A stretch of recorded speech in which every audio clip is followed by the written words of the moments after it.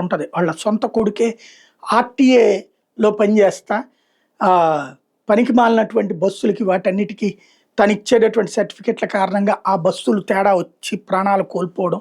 ఆ తర్వాత కొడుకునే చంపాడు. ఇప్పుడు నిజ జీవితంలో అట్లాంటి చంపుళ్ళు, చావుళ్ళు సాధ్యం కాదు గానీ, ఇవాళ పులివెందులలో ఒక బస్సు, స్కూల్ బస్సు 2 టైర్లు పడిపోయినాయట. ముందు ఉన్నటువంటి 2 టైర్లు కూడా. దాంట్లో 30 మంది స్టూడెంట్స్ ఉన్నారు.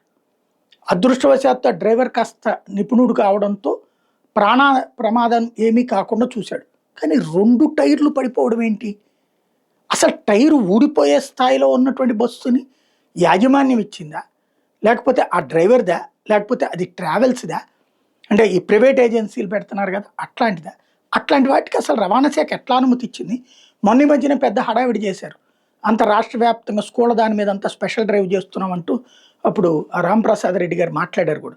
మరి ఆ డ్రైవ్ చేసిన తర్వాత అంటే ముందే ఆ స్కూల్ బస్సులు ఫిట్‌నెస్ చెక్ చేసుకోవాలి కదా!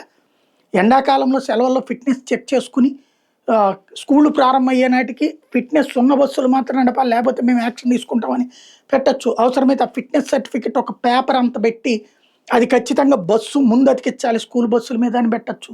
ఎందుకని అట్లాంటి ఒక బాధ్యతాయుతమైన ఆలోచన చేయలేకపోతున్నారో చూడాల్సింది.